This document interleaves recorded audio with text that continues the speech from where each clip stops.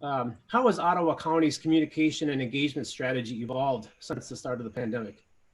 Well, interestingly, in county government in Michigan, we are the ones that do public health. And so even though we've never faced anything quite on this scale before, we had faced other public health outbreaks. We've had norovirus outbreaks where we've had to close down a college or a restaurant or whatever. And so, or chickenpox outbreaks in schools. And so certainly this isn't the first rodeo on a public health crisis. And so really in February, we started communicating, even though our first confirmed case in Michigan didn't occur until March 15, just to start informing the public well ahead of time of, hey, this is a new virus, it's starting to spread across the country. And so at least we got a head start on communication before we actually had the first cases start to pop up.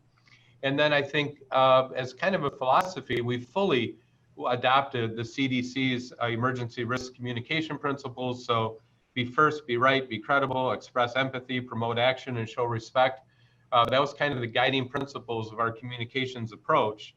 And then it became a matter of how do we, this is like riding an electronic bull to me, right? Even though I've never done one, I'd probably kill myself. But it seems like this thing changes not only daily, but sometimes many times during a day. And how do you keep up with that? And so we started with traditional press briefings through our network, but then very quickly went to Facebook Live updates every day, and then tried to keep the public informed with, what is the status every day of the virus in the country, in the state, and in Ottawa County, and also West Michigan.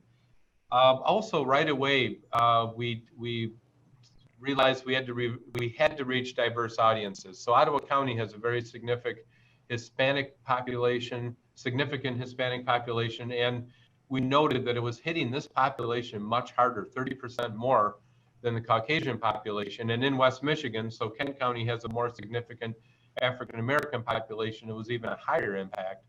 And so we started doing our Facebook Live broadcasts every day in both Spanish and in English in order to reach these audiences. And we also started tailoring messages to cultural differences as we built that communication model.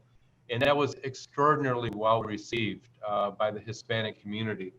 I think too, as Matt referred to, one of the overwhelming challenges that really manifested during COVID-19, and I think it impacts other aspects of our lives. I love that chart you put up, Matt, because it highlights differences that we have in ideology. So Ottawa County is a very conservative Republican sort of county. And the state right now has a governor who is more Democratic and more liberal focused. And so part of the trick here was to figure out how to communicate when a good chunk of your population is thinking differently than the governor in an era where it's so much harder to agree on what truth is. If I had to look at what is a major issue that impacts us in a negative way, it's as Americans, we don't agree on what truth is anymore. And it makes our jobs that much more difficult. And I can talk more about that as we talk about tools later in this presentation. But I think that trying to understand our different publics, trying to message to our different publics and meet their needs, and using a variety of mechanisms to do that has been our focus. How has your participation been on Facebook Live? It has been, gosh, I don't have that percentage and I should, and I can provide that to you later. But no, it's been outstanding. It grew. I would say that for each broadcast, we got up into the low thousands. And then as the pandemic went on, just the fact that we were doing this every single day, if there wasn't big state or national news, that number could go down to a few hundred. But certainly, that was one method we used, and we had other methods that also had a lot of participation.